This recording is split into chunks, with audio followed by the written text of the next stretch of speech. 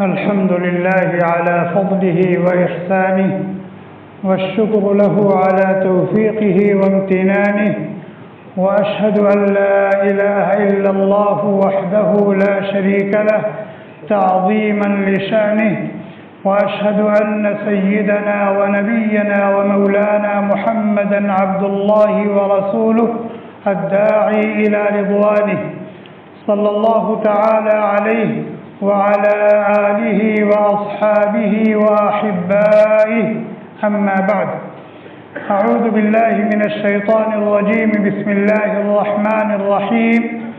وأنزل الله عليك الكتاب والحكمة وعلمك ما لم تكن تعلم وكان فضل الله عليك عظيما. عن المقدام بن معدي كرب رضي الله عنه قال: قال رسول الله صلى الله عليه وسلم: ألا إني أوتيت القرآن ومثله معه، رواه أبو داود، أو كما قال النبي صلی اللہ علیہ وسلم. مرکز عبداللہ بن زید الثقافی فنار کی طرف سے مجھے مکلف کیا گیا ہے کہ میں ہر جمعرات کو عصر کی نماز کے بعد 10 سے 15 منٹ تک حدیث کا درس دیا کروں اس مسجد میں. تو آج سے وہ سلسلہ شروع ہو رہا ہے. اللہ تعالیٰ سے دعا فرمائیں کہ اللہ تعالیٰ استقامت نصیب فرمائے اور کتاب و سنت کی روشنی میں حق اور صحیح بات کہنے کی توفیق عطا فرمائے، اور ہم سب کو اخلاص کے ساتھ، توجہ کے ساتھ، عمل کے جذبے سے کہنے اور سننے کی توفیق عطا فرمائے. اللہ تبارک و تعالی نے اپنے بندوں اور اپنی بندیوں کی ہدایت و رہنمائی کے لیے اپنے پیارے نبی حضرت محمد صلی اللہ علیہ وسلم کو 2 چیزیں عطا فرمائی. ایک کو قرآن کریم کہا جاتا ہے اور دوسری کو احادیث نبویہ اور سنت نبویہ کہا جاتا ہے. اس حقیقت کو اللہ تبارک و تعالی نے قرآن کریم کی بہت سی آیات میں بیان کیا ہے. من جملہ ان آیات کے ایک آیت کریمہ بھی آپ کو سنائی گئی. اللہ تعالیٰ فرماتے ہیں: وَأَنزَلَ اللَّهُ عَلَيْكَ الْكِتَابَ وَالْحِكْمَةَ. اللہ تبارک و تعالیٰ نے آپ کے اوپر کتاب اتاری اور حکمت اتاری.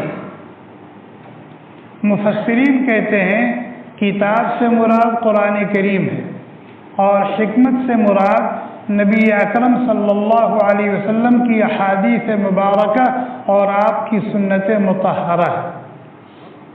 معلوم یہ ہوا کہ جیسے قرآن کریم اللہ تبارک و تعالیٰ کا نازل کیا ہوا ہے، اتارا ہوا ہے، اسی طریقے سے احادیث مبارکہ بھی اللہ تعالیٰ کی اتاری ہوئی ہے، اللہ تعالیٰ کی نازل کی ہوئی ہے.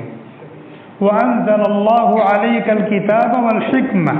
اللہ تعالیٰ نے آپ کے اوپر کتاب اتاری اور حکمت اتاری. ایک دوسری جگہ فرمایا: وَاذْكُرُوا نِعْمَةَ اللَّهِ عَلَيْكُمْ. میرے بندوں، میری بندیوں، اپنے اوپر اللہ تبارک و تعالیٰ کے انگنت اور لا تعداد ہونے والے احسانات کو یاد رکھو. اپنے اوپر اللہ تبارک و تعالیٰ کی بے بہا نوازشات کو یاد رکھو.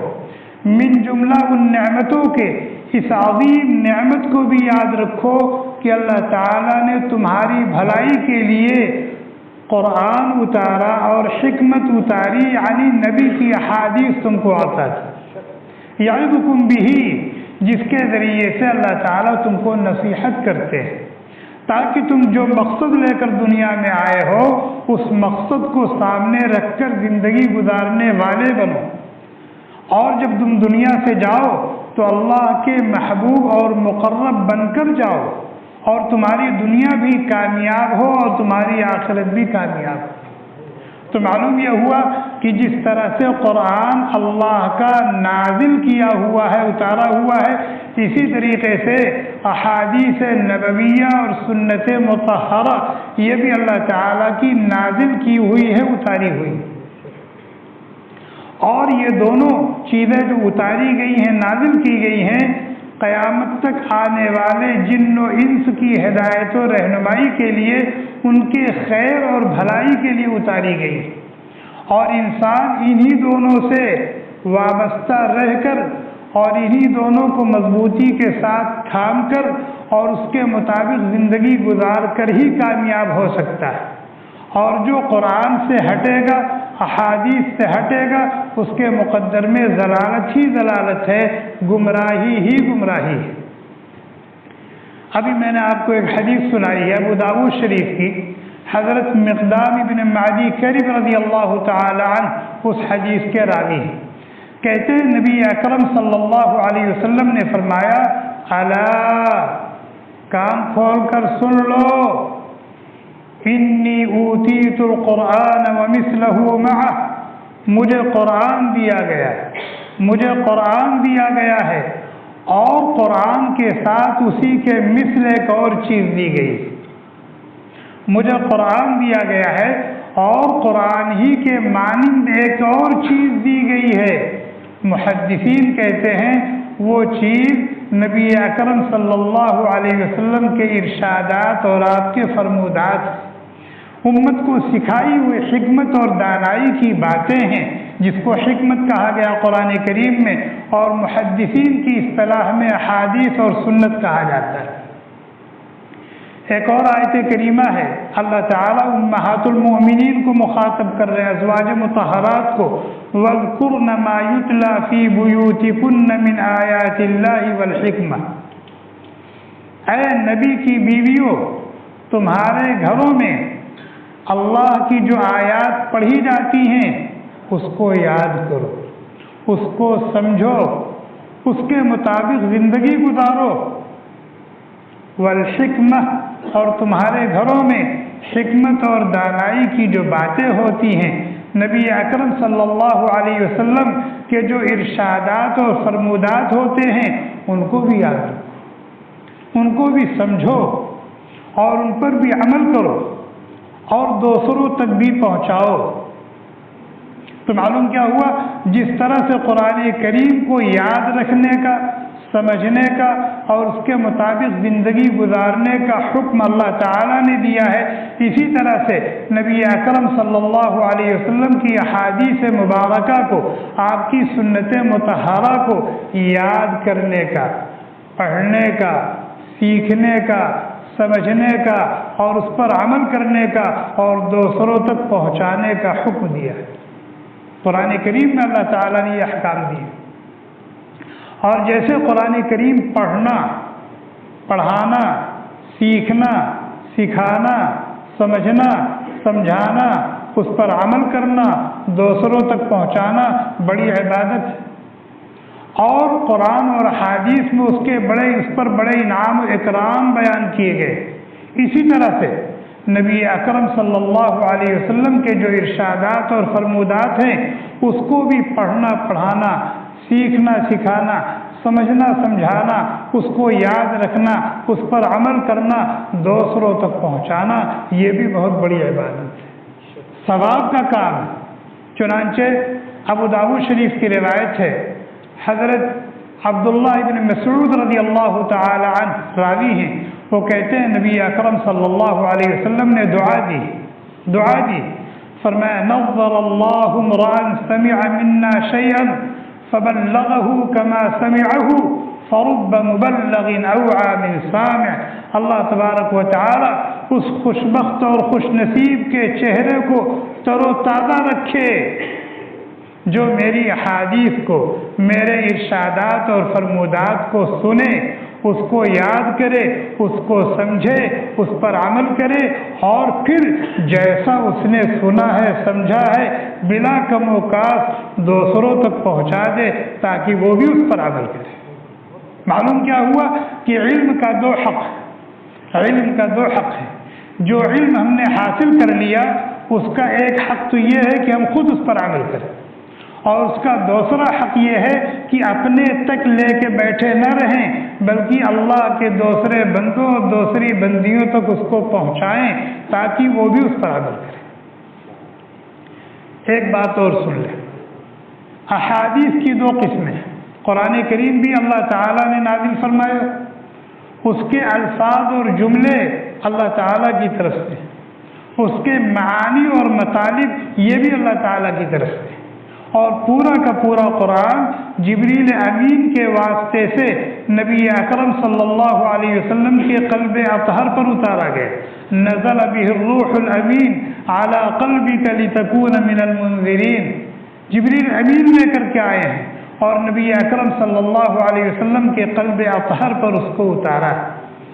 اور احادیث یہ الفاظ تو نبی کے ہوتے ہیں لیکن مضمون اللہ کی طرف سے دل پر اتارا جاتا ہے. مضمون اللہ کی طرف سے دل پر اتارا جاتا ہے، پھر نبی علیہ الصلاۃ والسلام اس مضمون کو اپنے زبان ترجمان سے نکلے ہوئے الفاظ کے ذریعے سے اس کو بیان کرتے ہیں.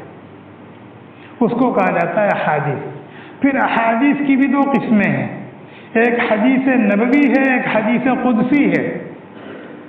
نبی علیہ الصلاۃ والسلام اپنے دل پر اترے ہوئے کسی مضمون کو بیان کرتے ہیں اور کہتے ہیں اللہ تعالیٰ نے فرمایا، تو اس حدیث کو حدیث قدسی کہا جاتا ہے. اس لیے کہ اللہ کے نبی علیہ الصلاۃ والسلام نے اس کی نسبت کس کی طرف کر دی؟ اللہ تعالیٰ کی طرف. اس کو حدیث قدسی کہتے ہیں. اور اگر نبی علیہ الصلاۃ والسلام اللہ تعالیٰ کی طرف سے دل پر اترے ہوئے اس مضمون کو بیان کرتے ہیں لیکن اس کی نسبت اللہ کی طرف نہیں کرتے تو اس کو حدیث نبوی کہا جاتا ہے. اور نبی اکرم صلی اللہ علیہ وسلم کی شان تو یہ تھی کہ کبھی کسی بھی موقع پر چاہے سنجیدگی سے کوئی بات کر رہے ہوں، چاہے مزاح اور دل لگی کے طور پر کچھ کہہ رہے ہوں، اپنی طرف سے کبھی کچھ نہیں کہتے تھے. اپنی طرف سے وہ کبھی کچھ نہیں کہتے تھے. وما ينطق عن الهوى ان هو الا وحي يوحى. وہ اپنی طرف سے کبھی کچھ بولتے ہی نہیں. ہاں جب ان سے کچھ بلوایا جاتا ہے، بولنے کے لیے کچھ کہا جاتا ہے تب وہ بولتے ہیں. حتیٰ کہ مزاح اور دل لگی کے طور پر بھی وہ وہی بولتے ہیں جو ان سے بلوایا جاتا ہے، اپنی طرف سے کبھی کچھ نہیں ہے. اسی لیے اللہ تعالیٰ نے فرمایا لقد کان لکم فی رسول اللہ اسوۃ حسنہ. نبی کی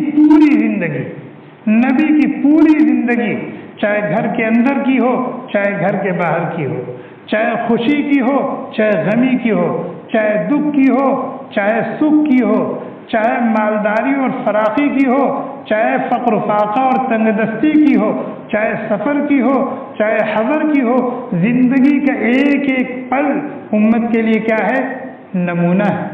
اور نمونہ بھی بہترین نمونہ ہے. معلوم کیا ہوا؟ اس لیے کہ اللہ کے نبی علیہ الصلاۃ والسلام اپنی طرف سے نہ کبھی کچھ کرتے ہیں نہ اپنی طرف سے کبھی کچھ کہتے ہیں. وہی کرتے ہیں جو کرنے کے لیے کہا جاتا ہے اور وہی کہتے ہیں جو کہنے کے لیے کہا جاتا ہے. تو پھر نبی کی زندگی کا ایک ایک پل امت کے لیے نمونہ ہوگا کہ نہیں ہوگا؟ بہترین اسوہ ہوگا کہ نہیں ہوگا؟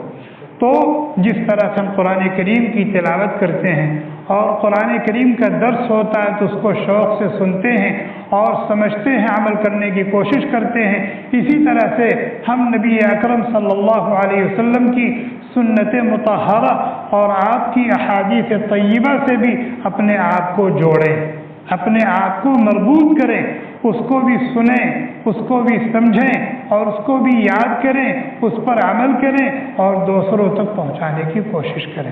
اللہ تعالی ہم سب کو کہنے اور سننے سے زیادہ عمل کرنے کی توفیق عطا فرمائے اور ہمارے اس مل بیٹھنے کو قبول فرمائے، اپنی رضا اور خوشنودی کا ذریعہ بنائے، ہم سب کے لیے ذریعہ نجات اور ذخیرہ آخرت بنائے، ہم سب سے ہمیشہ ہمیش کے لیے راضی اور خوش ہو جائے. جب تک دنیا میں رکھیں اپنا بنا کے رکھیں، جب دنیا سے لے جائیں ایمان کی موت نصیب فرمائیں. سبحانک اللہم وبحمدک نشہد ان لا الہ الا انت نستغفرک ونتوب الیک. سبحان ربک رب العزة عما یصفون وسلام علی المرسلین والحمد للہ رب العالمین. Thanks for watching. Don't forget to like, comment, share and subscribe to Al Wahid channel.